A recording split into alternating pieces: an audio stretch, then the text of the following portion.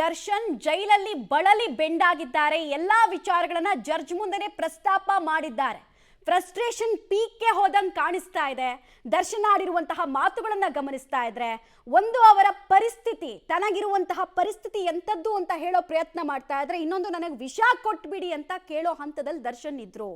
ಆ ಮಟ್ಟಿಗೆ ದರ್ಶನ್ ಜೈಲಲ್ಲಿ ನರಕ ಯಾತನೆಯನ್ನ ಅನುಭವಿಸ್ತಾ ಇದ್ದಾರೆ ಅನ್ನೋದನ್ನ ಅವರೇ ಹೇಳಿದ್ದಾರೆ.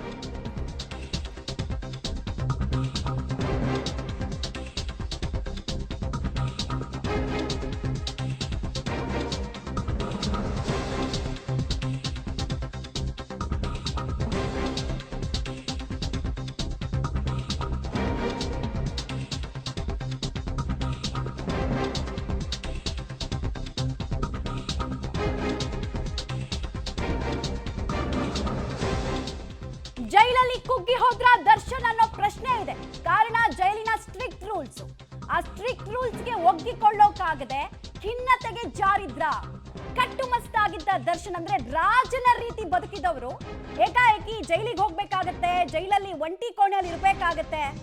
ಆ ಒಂಟಿ ಕೋಣೆಯ ಅನುಭವವನ್ನ ತಾಳೋಕಾಗದೆ ಇವತ್ತು ಕಂಪ್ಲೀಟ್ ಆಗಿ ಎಲ್ಲಾ ಅಂಶಗಳು ಟ್ರಿಗರ್ ಆಗಿ ಬರ್ಸ್ಟ್ ಔಟ್ ಆಯ್ತಾ ಅಂತ ಜೈಲಿನಲ್ಲಿ ಸಿಗದೇ ಇರುವ ಮೂಲ ಸೌಕರ್ಯಗಳಿಗೆ ಸಂಬಂಧಪಟ್ಟಂತೆ ಅವರು ಪ್ರಶ್ನೆಯನ್ನು ಕೇಳಿದ್ರು, ಅರ್ಜಿಯನ್ನು ಹಾಕೊಂಡಿದ್ರು. ದಿಮ್ಮು ಹಾಸಿಗೆಯನ್ನು ಕೊಡಿ ಅಂತ, ಕೆಲ ಸೌಲಭ್ಯಗಳನ್ನು ಕೊಡಿ ಅಂತ ಕೇಳಿದ್ರು.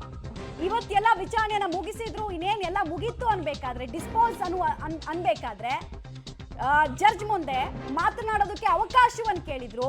ಮಾತನಾಡೋದಕ್ಕೆ ಅವಕಾಶ ಕೇಳಿದವರು ಮೊದಲು ಕಣ್ಣೀರು ಹಾಕ್ತಾ ನನಗೆ ದಯವಿಟ್ಟು ವಿಷ ಕೊಟ್ಬಿಡಿ, ಆ ಥರದೊಂದು ಆದೇಶ ಕೊಟ್ಬಿಡಿ ಅಂತ ಜಡ್ಜ್ ಮುಂದೆ ಬೇಡಿಕೆಯನ್ನ ಇಟ್ರು.